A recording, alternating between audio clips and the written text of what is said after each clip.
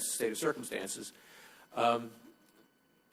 We're only saying that monetary policy really can't do much to go bring unemployment in a sustainable way below those levels based on our current information. However, other policies affecting workforce skills, the structure of the labor market, fiscal policy, trade, all kinds of other policies could affect and bring down that sustainable rate of unemployment, and I hope Congress will consider ways to address that problem. We've started to see a revival of the manufacturing sector. 50,000 jobs added last month.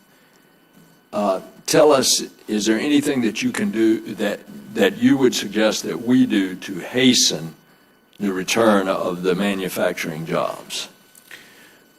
Well, the recovery of the manufacturing sector has been an encouraging development. Manufacturing has led this recovery very significantly. One reason that it's doing so is that American manufacturers have become increasingly competitive on the global stage, and as emerging markets and other countries grow quickly, they represent a source of demand for our manufactured goods as well as some of our services. So clearly maintaining open trade with other countries and maintaining those markets is an important step. I think another area that's important is trying to ensure that the U.S. remains a leader in advanced education, research and development, technology, and the like, because many of our manufacturing firms, for example, high-tech firms, which are often clustered around universities, are producing the most sophisticated, most technologically advanced products. That is where we have a comparative advantage in the United States, and maintaining our technological leadership would certainly be a boost to our ability to export.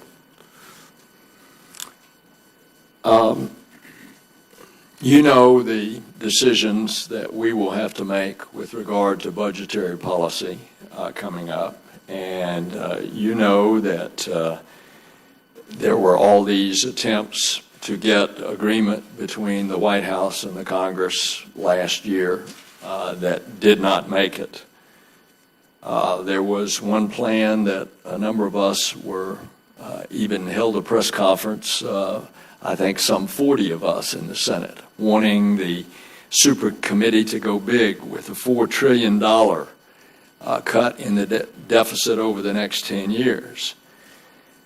Would you recommend going forward, since all of that failed, steep cuts that only hit at a handful of the safety net programs, or do you believe that we should place more on reducing future deficits over the long term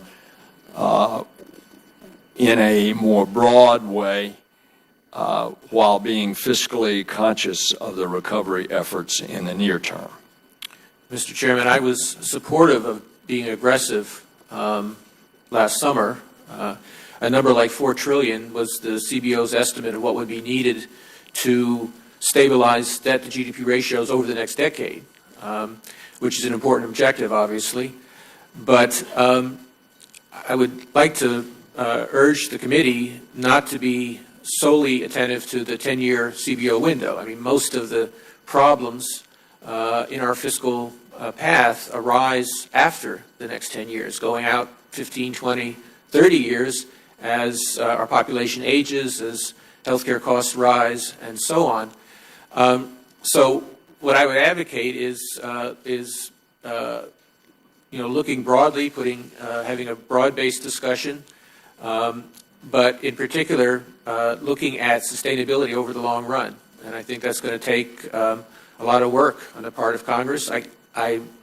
It's really not my place to make detailed recommendations about specific components of the budget, but I do urge the Congress, and I heard many people on this committee express the same sentiment, that we need a long-term plan to put our debt to GDP ratio, our overall fiscal burden, on a sustainable path. Thank you. Senator Sessions. Thank you, Mr. Chairman, and Mr. Chairman Bernanke, thank you. Your remarks have been very insightful, and We all have different opinions, but I think you're pretty close to what we need to be doing, and we value that. I would yield to Senator Grassley at this time. Yeah. First of all, I want to compliment you on your movements towards transparency.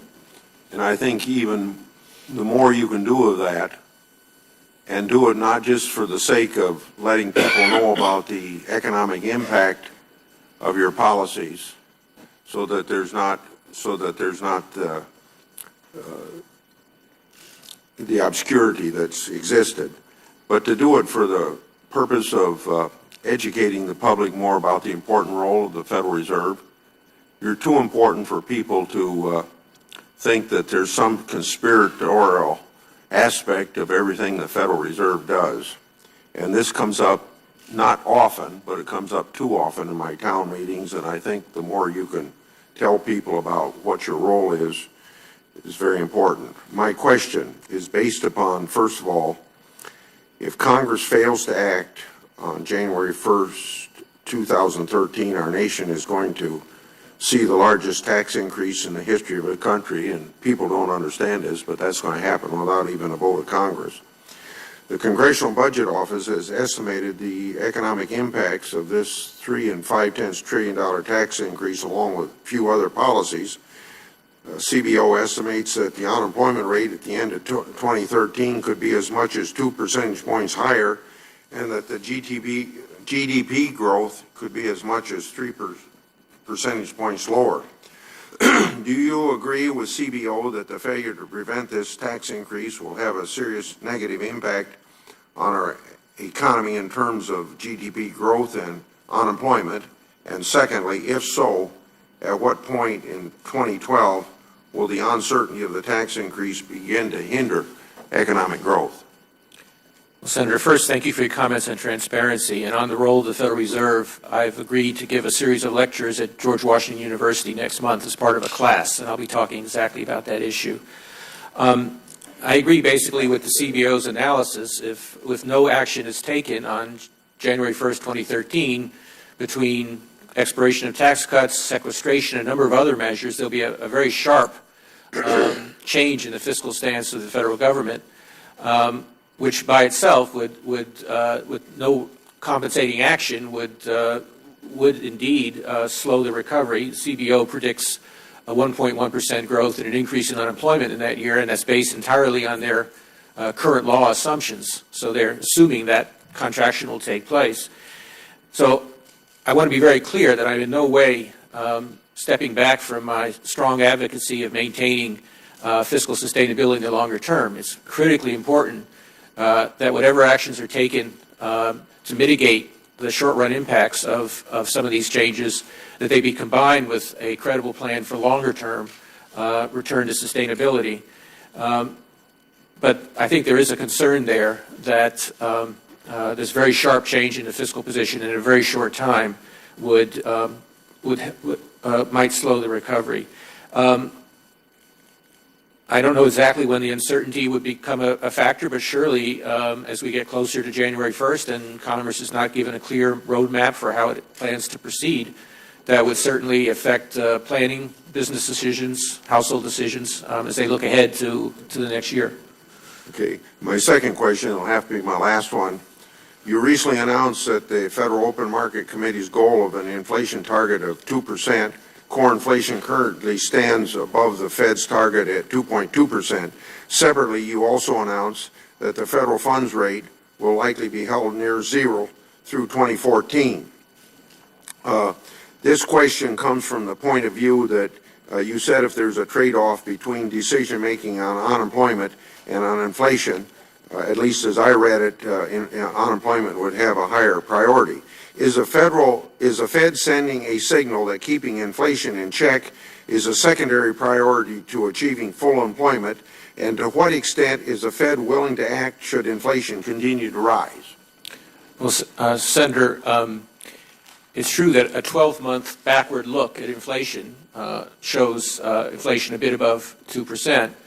But as we look forward, and as the fact that the energy price increases of early last year have not reoccurred, our projections are that inflation is going to remain very subdued, probably below our 2% target, going into 2012 and 2013. So our best, because monetary policy works with a lag, we have to think about where inflation is going to be, not where it's been in the past. Inflation has been averaged about 2% a year over my tenure as chairman, and we expect it to be at 2% or below in the next couple of years. So we think that's entirely consistent with a policy of accommodative policy. Now, I want to disabuse any notion that there is a priority for maximum employment. We say very explicitly we take a balanced approach. Congress gave us a dual mandate. We work to bring both sides of the mandate back towards the target. The main goal of that statement was not to announce any change in policy. The main goal was to give greater clarity about how we define these long-run objectives. But we are certainly going to be working to bring both parts of our mandate towards desired levels. I think it's good you're for George Washington University, but if you'd want to come to the grassroots of America and the University of Northern Iowa, I'd help arrange it for you. Thank you. It'll be streamed online, so Okay. it's open. Okay. Thank you very much. Thank you, Senator Grassley. Senator Wyden. Thank you, Chairman Nelson, and thank you, Chairman Bernanke. I want to ask you a little bit more about the shocks to the economy that you have been discussing. You talk about the pace of the recovery being slow, and particularly for the millions of people who are hurting, unemployed, underemployed, and that all of this really comes together as part of a sluggish expansion that's left the economy vulnerable to shocks. So I can see plenty of shocks.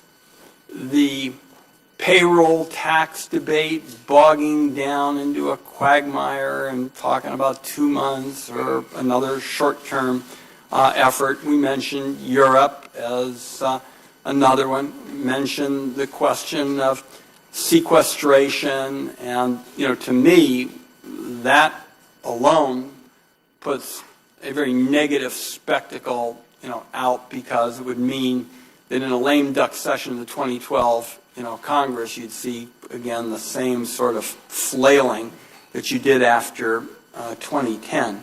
So my first question to you on the shock issue is, doesn't it serve to shock our economic system just to have all this delay and week after week of bickering and inability to get decisions on whether it's payroll taxes or others? Isn't that in and of itself a shock to the system in terms of what it does to business confidence and predictability and certainty?